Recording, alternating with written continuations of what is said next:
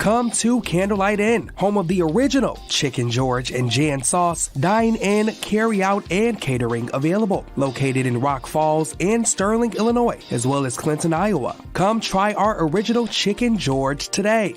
Need a roof, vinyl windows, or doors? Call R.E. Duchesne Construction. With an A-plus rating from the Better Business Bureau and servicing Will, Grundy, and Kendall counties, call R.E. Duchesne. 815-722-2821. Financing available. Find out more online at reduchene.com. Are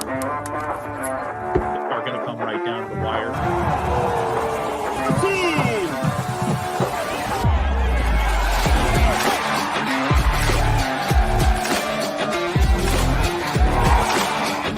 Yeah, he really likes this field. Team of the Week MVP.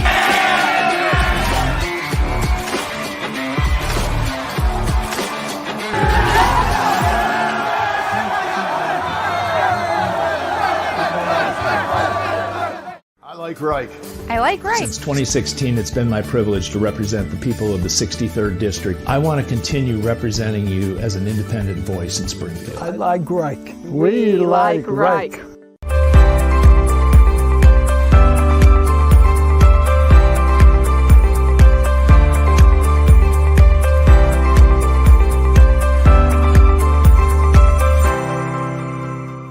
We're here to help you with your problems that result from an automobile accident or an injury on the job or the loss of a loved one.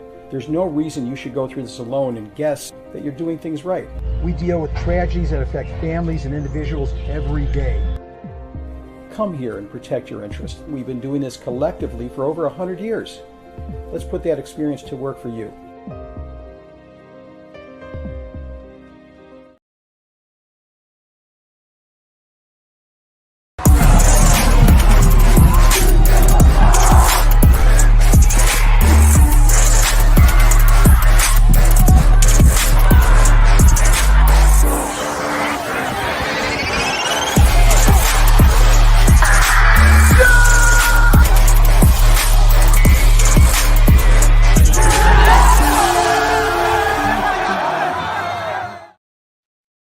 What's up, everyone? Welcome back and welcome into the Friday Night Drive podcast. I am Kyle Nabors, along with my co-host, Steve Soucie. It is Thursday, November 9th. We are here to break down the quarterfinal matchups here. We got 32 games this weekend, Souce. You excited, man?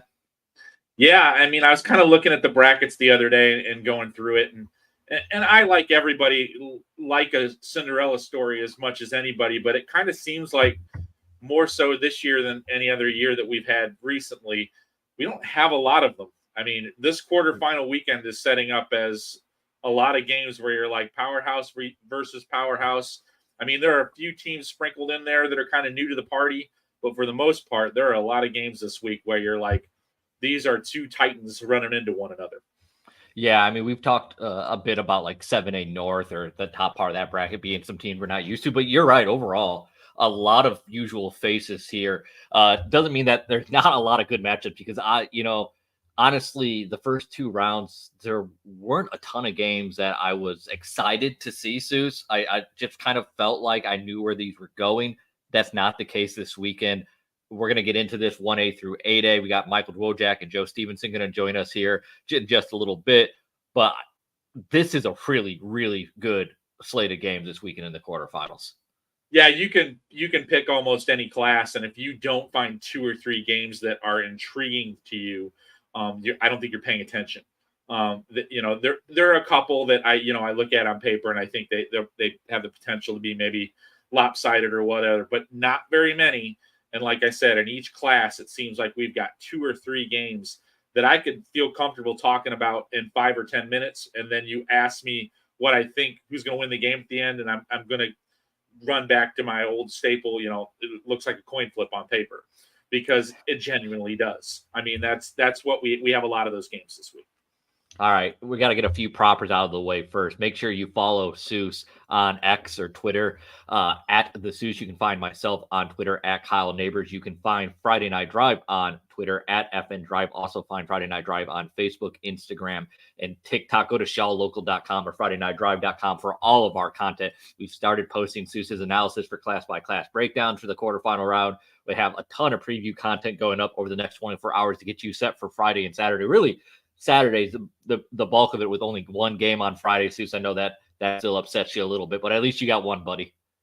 Yeah, I got one. As soon as I saw it, I did the triumphant fist pump because I was skeptical we were even going to get that. But one Friday night game is, I guess, the one that I'm going to get. So I will be attending Sandwich and Wheaton Academy on Friday night because it's the only choice that I have.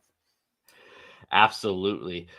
Make sure if you are watching this live, we really appreciate that. If you're watching live on YouTube or the Friday Night Drive Facebook page, do us a favor, leave us a thumbs up. You can jump into the chat and leave us a question or comment. We love to know what you guys are want to know what we want to know what you guys want to talk about. So please do jump in. Like I said, leave a thumbs up, subscribe to Shaw Local's YouTube channel. It helps other people find the show. We really appreciate it. Let your friends know as well. Before we bring Michael on, Michael's going to join us all for the entire show as we go 1A through 8A. But so we don't have to make Joe's kind of just stick around. It's weird. McHenry County, we're not used to having only one team left in the postseason at this point, Joe. But here we are, Cary Grove, the final team left for McHenry County. They get a matchup this weekend in Class 6A against Geneva. I'm looking forward to this. This is a 1 o'clock game on Saturday. I'll be over there with you on the sidelines. Yeah, I'm looking forward to it as well. Yeah, it does. It feels weird because usually you also have Prairie Ridge hanging around, Richmond Burton hanging around. You know, maybe Jacobs or someone else. We've had seasons where we've had 3 or 4 teams make it this far, and it does feel odd to just have the one. But you know, we're happy for that to have somebody to watch here on Saturday. I think it's going to be a good game. I like the way Cary Grove's looking right now. Yeah, Cary Grove is playing very well in that 2 seed here, hosting number 7 seeded Geneva. Tell us a little bit more about Cary Grove, the way they're playing. Well, the last 2, actually, what is it from like week 6 on? I think Cary Grove scored 41 or more points in every game except the loss. The loss in a really good game, 29-28 to Hunt. The offense has really been hitting lately. The big fullback, Logan Abrams, the 6'3", 225-pound sophomore, he has 1,251 yards. He's really, really tough to stop. And then, you know, with that triple option, of course, that's what teams are looking to stop first. And then that opens it up. Andrew Prio's just ridiculous numbers. 1,044 yards on 67 carries. It's like 15 and a half yards a carry. This guy, he's so fast. He had a play last week against Highland Park. He went 76 yards. And I looked, you know, they blocked it well. There wasn't much of a hole. And I'm watching it, and he just had that sliver that he needed. And just as soon as I kind of looked up, I was like, uh-oh, there he goes. Because, you know, you could see he didn't have a lot, but he didn't need a lot, and he got through there. And once he gets past everybody, forget it. Yeah, he's pretty crazy. 8 carries for 199 last week. You've seen a lot of these Cary Grove teams over the year. Prairie Ridge too. These are we talk about a lot, right? But one of these teams, Cary Grove PR, they both run the triple option. And either one of these teams has been a representative in the Class 6A title games, since 2016, I believe it is. 2016, yep. Yeah, 2016. Yep. Can you offhand kind of give a comparison, like Andrew Prio, like to some of those past teams? Like, who does he compare to in that role, in that offense? Maybe, you know, who's a good name? I think, you know, one guy that sticks out, and I'm going to say this because Brad Seberg mentioned him a few games ago, was Danny Daigle on the 2018 team. I think he made the big – did he make the big defensive play at Notre Dame when they almost lost in the semifinals? I think he had – I was at that game. I can't remember. He had a couple – he might have had the touchdown, and I know – I'm pretty sure he had – because I saw Richmond Burton that day.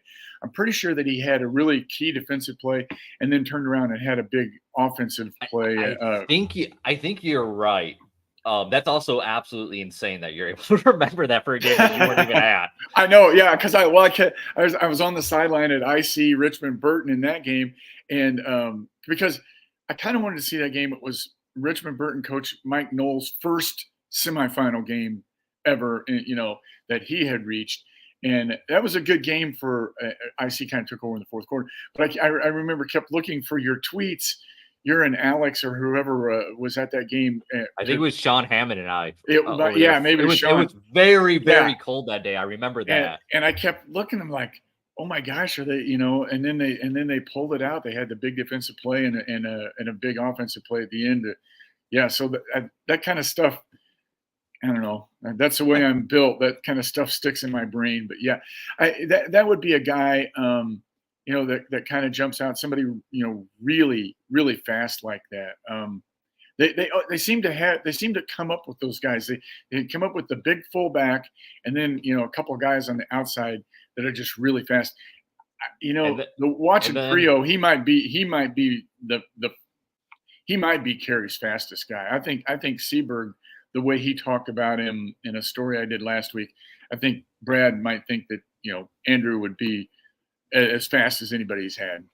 And when you see these Cary Grove and PR teams become truly dangerous, it's when you also see the quarterback start to become a dangerous weapon in that run game. And it sounds like Peyton Seaberg, it's kind of starting to round into form as he's had more time to mature and get experience at the varsity level. Yeah, he's had a couple big games. And then their other wingback, Holden Boone, has had some big – he had 2 touchdowns last week as well. So, yeah, that offense is looking really good. And, the thing of it is, this is my crazy stat of the year that I've referred to several times in notebooks and stuff. They don't throw the ball often at all.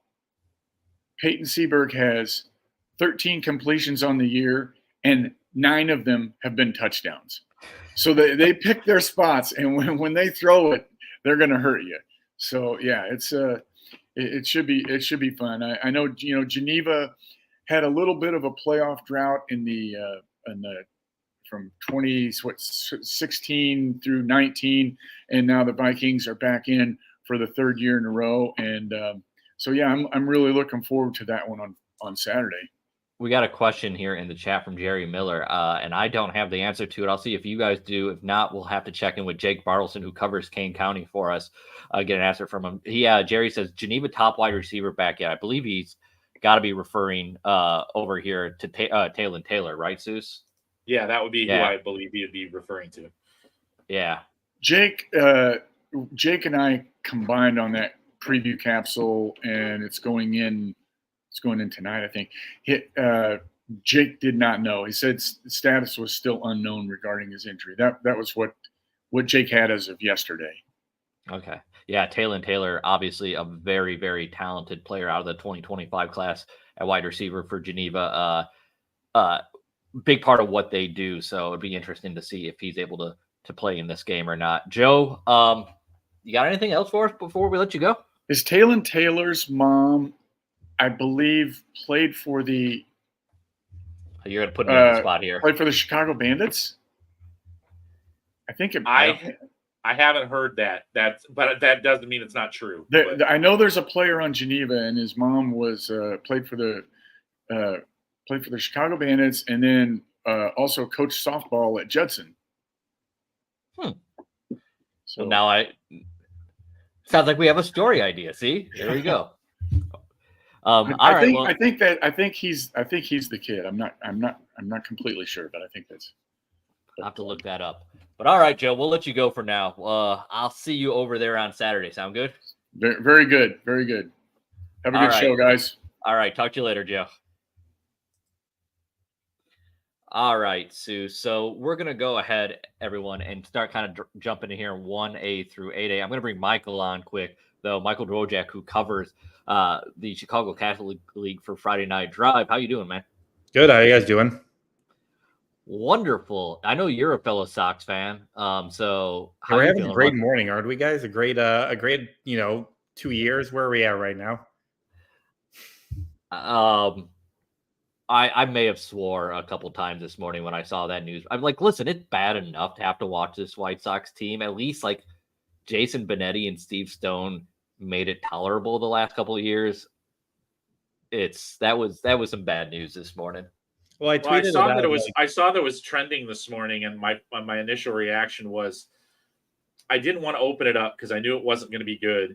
And my second quick thought was, well, he got a national gig. And while I'm upset about it, he deserved it. I'm happy for him. And then I opened it up and saw that he was just leaving because he was tired of the White Sox and going to a division rival for a similar setup to what he had with the White Sox, obviously for more money. And I just shook my head and maybe cursed a few times, but that's I at this point, I don't even know where I go with this nonsense. Yeah, I mean, I tweeted this out. Like, are the White Sox at the early 2000s Blackhawks level at this point just totally irrelevant? Like, just probably one of the worst franchises in sports at this point. I think that's a fair comparison, as opposed to sure. Blackhawks were. So, I mean, I don't know, but we're talking three guys here who love sports, and like I have absolutely no desire to watch the White Sox. I didn't all year long, and I just don't see like they're not the way they're talking. They're not going to do anything this offseason that changes that stat. Like I probably watched at max 10 White Sox games this past year, but it's just it's insane to think about. I'm a guy that I didn't miss, whether I was at home or if I wasn't at home, I had it on the radio, you know, finding a way to at least listen to the game. They've completely alienated me though. It's ridiculous. All right, this was a good therapy session. I'm glad we were. I've been looking forward to it all morning. I've been like going through our editing process and like I just focus, Kyle. Like you're gonna talk to these guys. You can hash it out then. But all right, I'm gonna hear if I can present. I should have done this before we started here. I want to pull up the brackets here. Statewide quarterfinal matchups. There we go. We'll do that and see if I can get that to pop up a little bit larger so everyone can read that. All right, guys. We'll start 1A through work our way up 1A through 8A. Not a lot of Catholic League teams down here in the 1A bracket that you're familiar with, Michael. But Soucie, we had a question here from Zachary asking, do you think Anawan Weatherfield has a chance to give Lena a game? And how do you see Rovo Williamfield stacking up against Chicago Hope? So let's start with that first one. Anawan Weatherfield against Lena. You know, I think it's a slim chance. But Anawan Wethersfield does have the one component that I think you really need to have a shot, and that's they have a really good defense. I mean, they've been rattling off really consistent performances, even heading into the playoffs now. 4 straight games where they've only allowed 6 points to the opposition. So if you're going to beat Lena, you have to get some defensive stops. You have to limit their scoring opportunities and keep them away from these long time-consuming drives or those big hitters that they get when they've lulled you to sleep on other aspects of their offense. Maybe they can do this, but you know it's going to take. I think to knock Lena out, you're going to need to put together a darn near perfect effort. That really is what it comes down to at 1A football right now. The only way that I don't know if I'd ever consider picking against Lena Winslow on the 1A field until they prove that someone can beat them. I don't think I ever have. Yeah. I haven't in years. I'll say that much. Yeah. The last time I probably did was probably like a Forreston Lena Winslow matchup back when, what? Is that like 2017, 2018 when Forreston was really, really good? Yeah. Probably about the last time. Hope Academy versus Rova. What do you think in that matchup? You know, I like Hope here. Rova's had a nice postseason run here, kind of an unexpected one. Hope, getting past that hurdle of beating Aurora Christian last week told me a lot about where they're at right now. And for what Hope does, the forecast looks favorable for them to be able to get out on the track and go. And that's what they need to do to kind of accentuate the assets that they have. So I like Hope. I wouldn't say comfortably in this game, but I think they're a substantial favorite. All right, let's see. We're gonna help Zach out here. I see he says headed back to work. Just a few questions. Hopefully, you guys can answer. Thanks, guys. So he's got a question about 3A. So we'll come back here. I'm gonna do this for Zach since he's always on the show. Don't want to discourage. Appreciate any of you guys who join us live regularly. So Zach, do you think Princeton? He asked, do you think Princeton can beat Montini, and how? Let's start there. Let's start with Michael. What do you think about Montini in this matchup against Princeton? I mean, Soucie has talked about this a lot, throughout the season. Montini has, played up the entire year. They're playing in the CCL, ESCC. They've played against Brother Rice. They played against pretty elite teams, and they know how to like win games against big teams. So that obviously, I know Princeton has a lot of postseason success, and has really done really well. I just think that Montini has seen a lot of the best teams in the state and has already learned a lot of lessons. They learned some tough lessons against Brother Rice, like I mentioned earlier. I just think that Montini has the experience and has the talent, has playmakers like Alex Mare and George Ase, who can really take over games. And you kind of saw that in their second round matchup as well, where Mare returned the opening kickoff for a touchdown. You just have too many playmakers. You've got experience, and I think that might be a little bit tough for Princeton to be able to keep up with. I've heard, just talking to a couple people that that know Princeton a bit, the last couple of years, they've been really confident going into the postseason. When I asked them about this matchup, it was like maybe those last couple of years teams, they're a little more, I would say, tempered on their expectations for this matchup, Sue. So I go into this having heard that, thinking Montini's probably, maybe substantial favorite is too strong of a word, but probably a decent sized favorite in this matchup against Princeton. Well, when you kind of look at some of these games, like on a granular level, I tend to look at it like this. If I put Princeton down in Montini's schedule, I don't know if Princeton would be able to duplicate the results of Montini. I doubt that, to be honest with you. I mean, Montini owns a win over Nazareth this year. Their losses come to, the list is Brother Rice, Providence, and St. Viator. I don't mean to disparage Princeton's one loss to Morrison, but that's a 1A loss. I mean, yeah. There's a huge difference between playing regularly in the 5A, 6A ranks to playing at the level that Princeton's schedule plays in. I'm not trying to disparage the success that Princeton has had. It's just a pretty big chasm that they have to clear here to bridge that gap. It won't be easy. I'm not saying it's impossible. It would not floor me if Princeton were to win this game, but I see them as the underdog here. Yeah. The other question from Zach, see if we can get this before he goes back to work. Do you think Quincy has a chance against Mount Carmel in 7A if they can get into a shootout with them? Michael, I think the first problem there is, Zach, I do think it would have to be a shootout. I just don't see this Mount Carmel defense getting into a shootout, Michael. No, I wrote about that in that was the lead of my notebook for this week. A lot of people have been talking about the offense, and justifiably so. Jack Elliott, Darian Dupree, Alonzo Manning, all those guys are amazing. This defense has been pretty elite. I mean, their only, two big scores was giving up 23 points to Loyola and giving up 33 points to East St. Louis to start the season. Other than that, this team has been, elite. And even in those games against Loyola and East St. Louis, like you saw that defense have big stops and create opportunities for Mount Carmel to either beat, the Flyers or try to compete against the Ramblers on a failed 2-point conversion. So I just don't, I think Mount Carmel is going to put up points, and I don't think that this Mount Carmel defense is going to let up many points. In a shootout, I still think Mount Carmel wins, but I don't think it really gets to a shootout because that defense is just going to be too strong, I think, for Quincy.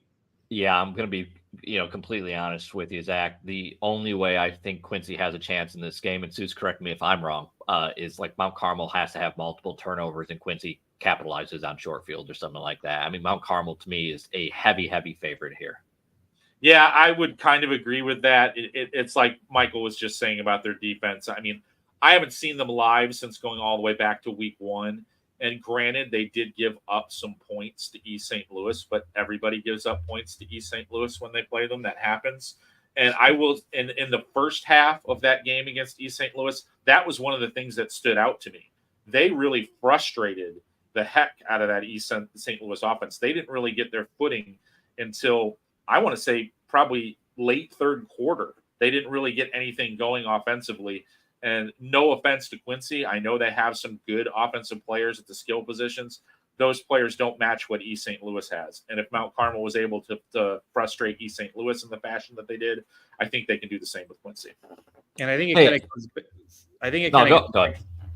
kind of goes back to the same conversation we had about Princeton and Montini, where I don't think Quincy has played a physical defense like Mount Carmel's defense. Like when you talk to Loyola, you talk to other teams, they know when they're going to play Mount Carmel, they're going to swarm you, they're going to be physical, they're not going to let up on any play.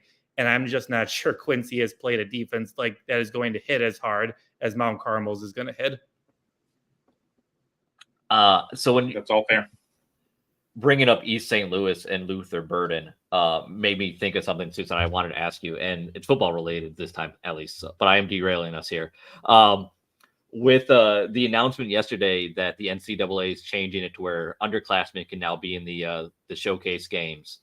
Yeah, I know you're a draft beat, Nick, and love tracking these kids that come out of local high schools and go there. Like, how excited were you to see that news yesterday? Yeah, that's going to be interesting. Like I said, I'll go anywhere. I programmed my DVR multiple times this year to tape games that he's involved in. Always looking for those clips on Saturday afternoon when I'm out at games to see what crazy nonsense that he pulls off. Like I said, when he was a senior, I was specifically assigning myself to games where I could see him as often as humanly possible. I think I saw him 6 times that year. So, yeah, I'm a huge fan, and having more opportunities to see him do stuff, that's all good with me. I think I'm going to scrap our plan to go 1A through 8A because we're getting some questions jumping around here. So we're just going to kind of go with it, guys. We're already at 26 minutes into this. Love that everyone is in the chat. Again, if you're watching live on YouTube or Facebook, you can throw a question or comment into the chat. We will get to it here. Jerry says normal Downers Grove North semifinal. So let's break that down here. We got 2 matchups here. Normal Community with Glenbard East and Downers Grove North at Lincoln Way West. So starting with that first matchup, Glenbard East has been impressive coming from the Upstate 8 through the first 2 rounds of the playoff. Normal Community able to get by Bradley Bourbonnais last week was it overtime or into regulation? It was overtime. That was overtime. It was overtime. Yeah. Yep. Okay. Making sure I'm not saying the wrong thing there. How do you think these 2 teams match up? This is a battle of 2 teams right now that, to be honest with you, I still don't know even though we're 11 games deep into the season, I'm not sure what to make of either one of them. I feel like Glenbard East has gotten a really favorable playoff draw to this point. You have to beat who's in front of you. I understand that, but this was a Harlem team in the first round that, frankly, is not as good as they've been in the past. Addison Trail had one of the weaker schedules in the state and got a public league team in the first round in their second round game. Congratulations to them getting to this point. I mean, like I said, you have to play who's in front of you. You don't have any control over that. But it still has kind of given me pause about how good they really are. And I think the same thing can kind of be applied to Normal Community. I don't think the Big 12 was as strong as it has been in past seasons. The only team that really put up points on them in the regular season was Peoria, who I had the opportunity to see live in the first round of the playoffs. And granted, the weather wasn't great, but I wasn't wowed by what I saw from Peoria in that situation. So I don't know if Normal Community's really seen that many, upper echelon opponents either. So I'm really kind of mystified as to what might happen in this game. I favor Normal Community, but it's only by a slim margin. Then you have Downers Grove North getting Noah Battleback, playing much better as that 13 seed. Tell us, though, about Lincoln Way West a little bit more. This is a team that seemingly has really flipped a switch once we've gotten into the postseason. They'd had some games in the second half of the season where they maybe weren't able to get their offense going at the level that they wanted it to. But more importantly, the defense has really, really improved. I mean, shutting down Hoffman Estates in the fashion that they did in the first round was really impressive. And then taking that long road trip to Collinsville, a team that has shown propensity to put up points, a good athletic team that can really fly up and down the field. Lincoln Way West just kind of put the clamps on that on the defensive side of the ball and then just turned the ball over to Joey Campagna and just let him go nuts. I mean, he ran for almost 300 yards and 5 touchdowns in that game. The Friday night drive team of the week MVP, deservedly so last week. this is a team right now that is absolutely playing as good a football as they possibly can at the right possible time. So, and I think that's kind of can be said about Downers Grove North too. So in that sense, I think you've got two teams at peak performance right now. Before we head back down to the smaller classes, I see a couple questions in here about 2A. I promise we'll get to those soon. I see 8A down here right below, so I'm going to hit it. Michael, you're going to see on Saturday at 3 p.m. Loyola and St. Ignatius. I don't think there's any disputing that Loyola comes into this game as a considerable favorite. I really, really like St. Ignatius. I like what we've seen them do this postseason. Obviously, getting Justin Scott involved on offense has been fun for everyone to watch. This is a team that was in a semifinal last year in Class 6A, and if they were against any other team here, I shouldn't say that. This is tough in 8A with Lincoln Way East in there too. But I really like this Ignatius team. I just find it hard to find a way for them to win this against Loyola, I guess is what I'm rambling about here. I'm in a really similar spot with you there. I think that the St. Ignatius team is really good. It has been fun all season. I think if you have them maybe going against, I haven't seen Edwardsville, but maybe Edwardsville or York, even Maine South or Barrington, I think you have them potentially pulling off the upset. And I'm not saying that they don't have the potential to bring Loyola. I just think Loyola has everything to stop St. Ignatius. I think they have whether Justin Scott is going to be pass rushing or he's going to be running as a rusher, Loyola has the physicality and the size to stop it. You got their offensive line is able to, double team, if not triple team, Justin Scott and stop him on the defensive line. And, they might have a hard time stopping him for a 1 or 2 yard run for a touchdown, but, they can stop him and, get 3 guys on him and, he won't be able to run out for that big 29-yard run. And, that is what Loyola's defense does. Once it stops your your running attack, and I know St. Ignatius runs a triple option, so that might be a little bit different. But once Loyola gets a strangle on your running attack, they destroy your passing attack, and you pretty much don't have much to do offensively. And Loyola's offense has shown that they can just put up points, and I don't think they'll struggle against putting up points against the St. Ignatius defense, who has done well. But I don't think Ignatius, has seen an offense like Loyola's this season. So, like I said, if the Wolfpack were playing anyone else, I would give them a really strong chance to win, but it's just a really tough draw to have to play Loyola. Basically one of maybe a few teams that can, stop you physically and stop, a really big piece that you have in Justin Scott and other guys as well. Jerry asks, does Mount Carmel move up to 8A if they win it all, Souce? No. Basically, how the success formula works is that you have to trophy in 2 consecutive years, but it matters when the 2 consecutive years are. So the 2-year period restarted this year. So they would have to win this year and finish first or second next year before they would be subject to the success formula in what would be 25 and 26 seasons. So that's how that works. It's if they would have won the state championship in 21 prior to 22, then they would have been success formula. That's what happened to Sacred Heart Griffin. It's why they're under the success formula. They finished runner-up in 21, which is a trophy, won the state championship last year. So they were success formula in that 2-year window. We now do enrollments in 2-year periods, and we're in the first year of a 2-year period now. So new success formula teams would not be cranked out until 25-26, and that would be based on the results of this year's state tournament and next year's state tournament. Yes, that was a very, very convoluted answer because that is a very convoluted system, and that is why he is Steve Soucie. That's why you go to him for all your Illinois high school football needs because he understands that stuff. And you can, of course, follow him on Twitter at the Souce. Make sure you follow Michael on Twitter as well at mdwojak94. You can also find him on Threads and Instagram.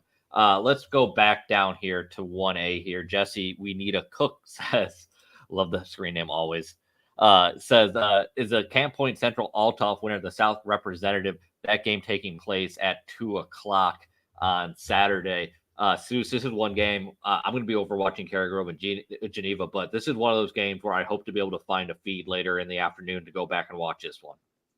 Yeah, I think the question gets to the point of the matter. I agree. Whoever wins this game is going to be the South representative.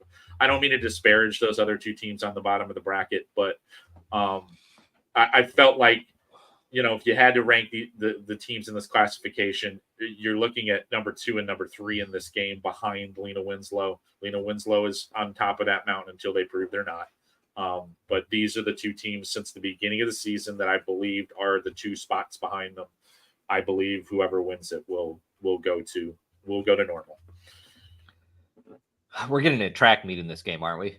Absolutely. I saw a tweet last night from the Camp Point Central coach that they were doing some sprint work, and I believe he said they had 11 guys that had reached a top speed of 21 miles an hour, which they'd never had done before. But I don't know exactly how that translates to field speed, but I know it's real fast.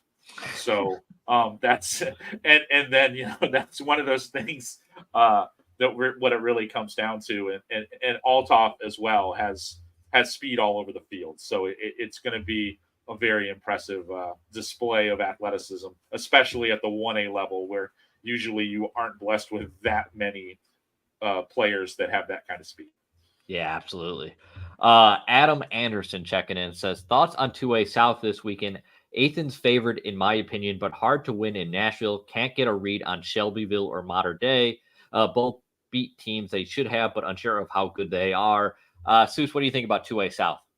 I agree with pretty much everything Adam's saying there. I have a hard time picking against Nashville in a 2A postseason. They've time and time again, they've beat teams that, you weren't expecting to beat. I was reminded 2 years ago when I believe I was after seeing Luther Burden, walking out to my car, watching the end of the Nashville St. Teresa game, which was completely wild. But of course, Nashville pulled it out. So they can do all kinds of things, and they've been an impressive program in the past. So hard to count them out in the postseason. As far as that other game, I'm getting exactly the same read that you are with Shelbyville and Mater Dei. I was kind of on board with Shelbyville, and then they got absolutely trucked in the last week of the regular season. And I don't know. It was against Nashville, so it wasn't necessarily a bad loss, but it was a game that I thought that, if they were a serious threat to do some damage in 2A, at least they'd be able to keep that game in range, but they got beat pretty badly. And Mater Dei is always a tough read this time of year. Play kind of an eclectic schedule as an independent. So, getting a feel for exactly how they fall into the 2A bracket is always tricky. I lean Mater Dei, but wouldn't be surprised either way there. Let's see. Where are we going next? Adam says, if Sandwich wins tomorrow night, are they the story of the year in Illinois? Sandwich with a matchup at number 4 Wheaton Academy. Souce, what do you think about that question? I was thinking about this the other day. I mean, granted, there haven't been a lot of situations like this where there's been an established program that has dropped varsity football only to bring it back the following year. So we don't have a lot of, documentation on how programs do in this situation. But I can't think of anything like this. I mean, it would be incredible to go from, not playing the year before to a semifinal appearance. That seems like I can't think of precedent for it or anything that I would even compare to it. It is pretty incredible. Yeah. The only thing that might surpass that is NAS starting 0-4, getting in as a 4-5 team. If they were to then make the run and win a state championship, that's a hell of a story itself. Those are the two things that I could those are the two things that come to mind when for contention for that question. What do you guys think? Where should I go from here? How about, Jesse, we already talked about this a little bit, but Byron at Montini potentially next week at the Slobber Knocker. Yeah, that's a semifinal matchup I'd be okay with. Alex says, thoughts on Kankakee and East St. Louis. K's have to play a perfect game. Lorenz Walters, the quarterback, minimum snaps last week, should have more snaps this week. Souce, what do you think? I think this game is something that Kankakee in particular has been looking forward to for a while, the opportunity to play East St. Louis. They have them on their field, but like I mentioned on Monday, the fact that they struggled in the fashion that they did last week in round 2, in comparison to what East St. Louis did in round 2, gives me a little pause for Kankakee's hopes in this game. I really think East St. Louis is just a pretty well-oiled machine at this point in time in the season. They're doing what they do in the and to come in here, Kankakee's going to have to play basically flawless football. And for a while prior to last week, I thought maybe their defense might be up to the task, but they must have had a lot of breakdowns in that game. I mean, they gave up 4 touchdown receptions to the same wide receiver in the first half of that game last week. So they really have to get back to that level of defense that they were playing prior to that Eisenhower game. And I don't want to put too much stock into it. Maybe it was just one of those days, where your opponent just kind of caught lightning in a bottle. But it definitely gave me a lot of pause about Kankakee's ability to slow down. I mean, because that's what it's going to be. You're not going to stop East St. Louis's offense. You got to slow it down and try to make it manageable. And there are, like Alex mentioned, there are some injury issues on Kankakee's side of things. They have to be healthy. They got a good number of snaps last week from a underclassman, Cedric Terrell III, who filled in and did a really nice job for Kankakee. But they need to be at full strength, and they need to have that defense playing at the level that it's capable of. If Kankakee falls behind early in this game, don't punt. It's essentially like if you're in situations where you're near midfield and you're facing 4th and 5, 4th and 6, just go for it. Like, you're not going to get enough stops against St. Louis for that to be, a viable solution. And you're probably going to have to steal a possession at some point, whether that's getting a big turnover and creating a short field for yourself, or we saw at Cary Grove when they upset East St. Louis in the state title game, go with onside kick in that game. You're going to need something. You're going to need something to go your way to be able to get East St. Louis on its heels. Yeah, you can't, and you can't have hubris. You can't go, we were doing all this stuff during the regular season. We're gonna show these guys. We're gonna show them we can do it against them. Who cares how you get it done? Do it whatever way you have to. I mean, if you have something that's working, run it until East St. Louis proves that they can't stop it. I mean, don't get cute. I mean, this is not the opportunity to show how you're going to outsmart East St. Louis. You got to do whatever you have to do in this situation. You get too many teams that try to say we have to do what we do. No, you find whatever works. Who cares what it looks like? John Maddox Jr. says, Mr. Morris JCA talk. What are you thinking? You actually haven't missed it. We haven't talked about that game yet. So appreciate the question there, John. Souce, let's start with Morris. Any updates on the injury side for Morris? I haven't heard anything in regards to, their status. I think, this is just me speculating here. I think those two guys are going to try to go regardless of what they're told. I mean, that's kind of the mentality that I think that they take there. How effective they are, I don't know. And that's what it really all comes down to. I don't think we're going to get any real answers to these questions until we actually put the ball in play. Yeah, John, we talked about this a little bit on the recap show the other day. On paper, I actually think Morris is the better team when at full strength here. But with the injury questions, it's hard to tell. So let's see where to go from here, guys. We got Jacob says, it says Lincoln Way East Warren semifinal, but that's actually a quarterfinal. And these are two teams that are really familiar with each other, Souce. Lincoln Way East and Warren. This is another matchup where I don't expect there to be a lot of points scored. Yeah, I don't either. But I'm really interested to see what happens here, because when I have seen them, Lincoln Way East, particularly in run defense, is incredible. I mean, they make all kinds of plays. I mean, David Wesky, Caden O'Rourke up front. They Connor Durkin's another player that just always seems to be in an opposing team's backfield. I think I had 11 running plays for loss by Manuka last weekend in the second round. Just could not get anything going. The longest rushing game that they had against Lincoln Way East was a 15-yard scramble by their quarterback. And other than that, they were in very low single digits the rest of the night. And then they're playing an opponent this week that has a pair of guys that have gone over 1,000 yards rushing. And Warren pretty much does all their offensive damage, running the football. I believe they're completing an average of about 3 passes a game. So they want to run the football. So it is definitely a rock and a hard place type of situation, especially with Warren's offense against Lincoln Way East defense.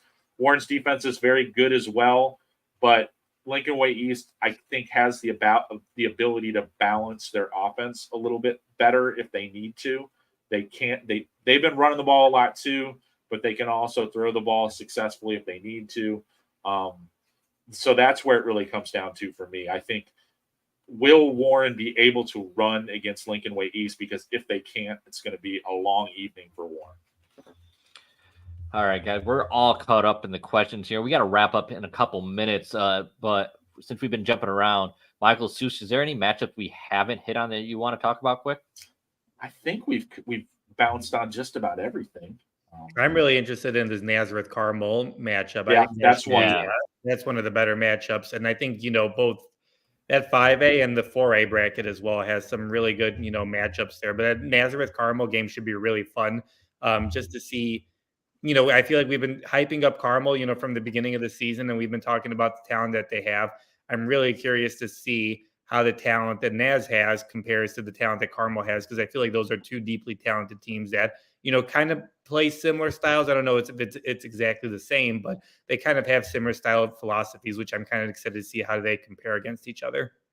I was scooping out a little bit on Carmel's schedule this week, and I didn't realize until I really looked at it, it was definitely an uneven schedule for Carmel this year. I mean, they played and lost to Mount Carmel. They were competitive with that, but they played a lot of the teams that didn't actually make the playoffs from the Catholic League. Right. So they're still, in my mind, kind of a little bit of a mystery. I mean, what they did to Antioch last week surprised me a little bit. I think Carmel's a very good team, but I still think this is one of the few times that Carmel has matched up with actually a really strong football team this year. So it'll be interesting to see how they respond to that challenge. I'm also looking down in the questions right now. We didn't talk about Wilmington Seneca either, which is another interesting game that I think we didn't really address. I don't ask me to pick it. I still don't feel comfortable with putting that out there, but goodness gracious. That's played during the regular season, week 1. Wilmington, Seneca beat them in that game. Wilmington's been on a tear ever since. So has Seneca. Just something that I felt like was going to happen all along. If both teams ended up in Class 2A, they were going to run into each other again at some point. Once again, this is another game that if you're planning on going to the game, make sure you get there early, because if you don't get there right when it starts, you might miss the entire first half. This will be a very quickly played game. Paul says, what games are Steve going to this weekend? I think Friday I'm going to go to the sandwich game, and then Saturday I still have not mapped out my course yet. I'm going to try to get to 3 or 4 different games, I've decided. I figured that was coming. Yeah, so I don't know how I'm going to do this, and I'm trying to figure out the best way to map it. But I'm thinking about hanging around the Elmhurst area, because there are a lot of games in a very short distance. So, and the first ones are the Elmhurst / Wheaton type of area in there, because the earliest game I can get to is the Wheaton St. Francis Morgan Park game, which is a game that I'm interested in. It starts at 12:30.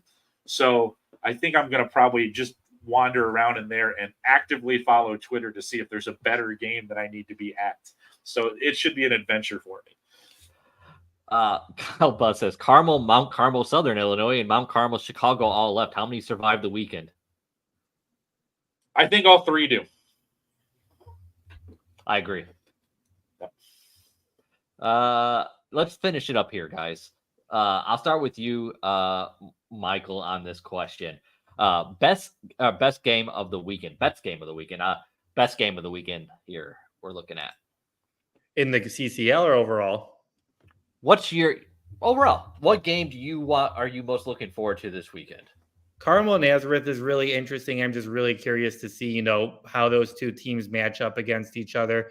I know Maine South Barrington is getting a lot of billing just for how good that's supposed to be. But even the game I'm going to, Ignatius Loyola, I don't know if it'll be I don't know if Ignatius can pull off the upset. But listen, if you're seeing tweets from me, in the second or third quarter, and it's a 14-14 game or it's a 17-14 game, don't be that surprised. I just think that, Loyola has the defense and the talent to stop the triple option. It might take a little bit to stop it, and then eventually the offense is going to get going. But you started the podcast this way. There are so many good games this weekend, and obviously, there are a lot of great stuff going on. So should be a lot of fun matchups to look forward to. And if you could do what Souce does and just jump around a little bit and deal with some Chicago traffic, I would definitely recommend it. Yeah, Souce, you were talking about those games up in the Elmhurst area. My personal favorite game is actually that Edwardsville-York matchup. I'm really intrigued to see how that game plays out in Class A. Outside of that, if I knew the kids in Morris were healthy, that was going to be my pick this week. And then that Camp Point Central Althoff game in 1A is looking really good. But I'll let you finish it up. What is your favorite game this weekend? Well, there are several. I don't know if I can pick one, but I'm going to answer this by saying the game that I'm most confused by, because I just don't really know what's going to happen. And I'm going to go with Downers Grove North and Lincoln Way West, because I think that's the one where when you look at it on paper, they both have a lot of assets. They're both playing really good football right now. And honestly, I just don't know who's going to win it. So when I look at that question, what's the best game? I tend to answer it with what game do I potentially think will be most entertaining to watch? And I think that's the one. All right. Well, thank you everyone who joined us live this morning. We really appreciate it. Of course, you can get this in podcast format. If you ever miss this, go to FridayNightDrive.com. You'll find that up there. It's of course on any platform you can get podcasts nowadays. We're going to go ahead and sign off. Make sure you stick to FridayNightDrive.com all weekend. Thank you to Joe Stevenson for joining us, Michael Dwojak, as well for Steve Soucie. I am Kyle Nabors. We'll talk to you guys later. Come to Candlelight Inn, home of the original Chicken George and Jan Sauce. Dine in, carry out, and catering available. Located in Rock Falls and Sterling, Illinois, as well as Clinton, Iowa. Come try our original Chicken George today. Need a roof, vinyl windows, or doors? Call R.E. Duchesne Construction. With an A+ rating from the Better Business Bureau and servicing Will, Grundy, and Kendall counties, call R.E. Duchesne. 815-722-2821. Financing available. Find out more online at reduchene.com. Are going to come right down to the wire.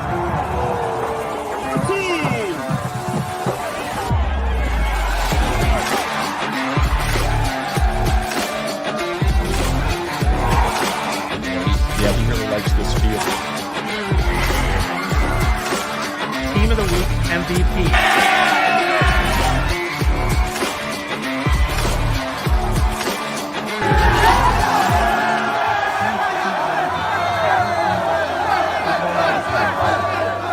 I like Reich.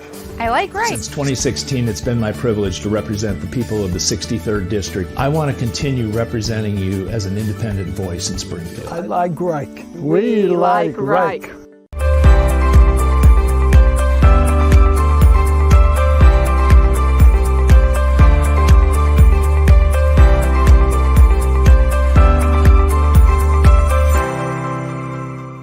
We're here to help you with your problems that result from an automobile accident or an injury on the job or the loss of a loved one. There's no reason you should go through this alone and guess that you're doing things right. We deal with tragedies that affect families and individuals every day. Come here and protect your interests. We've been doing this collectively for over 100 years. Let's put that experience to work for you.